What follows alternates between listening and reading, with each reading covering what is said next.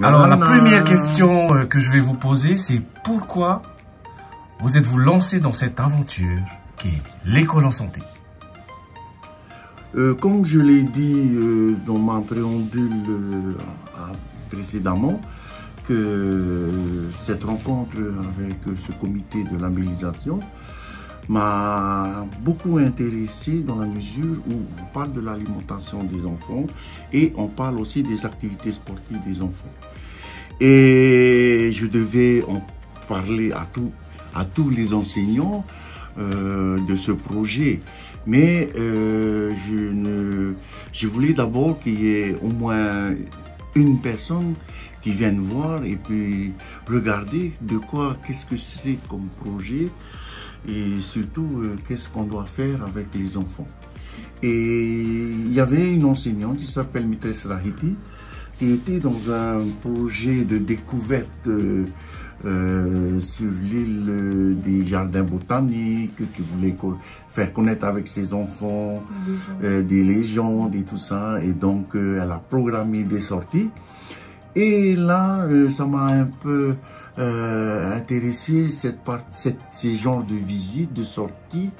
Et donc, je lui ai dit, voilà, écoute un peu, est-ce que l'école en santé, ce grand projet qui va regrouper beaucoup de choses, est-ce que ça ne t'intéresserait pas d'aller voir, puisque si tu vas voir des jardins botaniques et tout ça, tu vas voir des plantations et tu vas voir comment on plante, et surtout arriver à une culture bio qui est très très demandée aujourd'hui, et pourquoi ne pas apprendre à nos enfants? Est-ce que ça t'intéresserait? Parce que je suis sûr qu'il y aura encore d'autres sorties à faire. Voilà. Et elle m'a dit, ok, je vais essayer de voir. Voilà, je t'ai dit, voilà, on m'a déposé des documents. Eh bien, tu prends, tu fais avec et tu me donneras des nouvelles. Voilà. Voilà, oui. Et je pense que c'est comme ça qu'on a mis le doigt dedans. Et que aujourd'hui, j'ai du mal à l'arrêter. Alors pour ma part, déjà je remercie Monsieur Romain de m'avoir confié ce projet.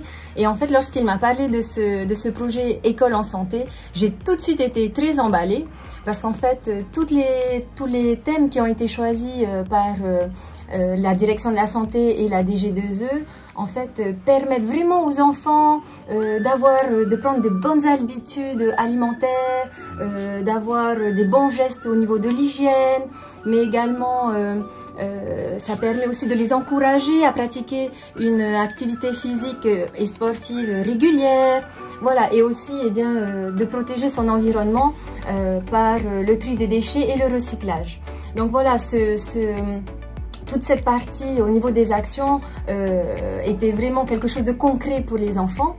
L'autre point positif également que porte ce projet, c'était de permettre à notre équipe éducative de se lancer dans un projet commun, dynamique, voilà, et aussi de renforcer les liens de l'équipe. Et enfin, ce qui nous porte vraiment à cœur tous, c'est vraiment qu'on fait tout ça pour les enfants de Bora Bora. Donc, une école en santé fait que les enfants sont en bonne santé. Un enfant qui est en bonne santé, c'est un enfant qui apprend mieux. Et un enfant qui apprend mieux, c'est un enfant qui a plus de chances de réussir. Et toute l'équipe de Namra 2, c'est cette chance qu'on veut donner à nos enfants. Voilà.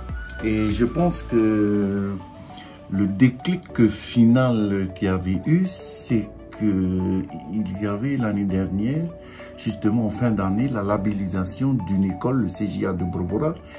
Et là, j'ai reçu une invitation et j'ai dit, chouette, allez, Rahiti, est-ce que tu serais intéressé à aller faire une visite de ce projet qui va être labellisé au niveau du CJA?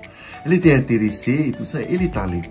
Et moi aussi, je l'ai accompagnée. Effectivement, on a vu le travail qui a été fait, les ateliers, les actions qui ont été menées par ces élèves, et que ce sont ces élèves qui ont présenté toutes les actions qu'ils ont menées pendant toute l'année.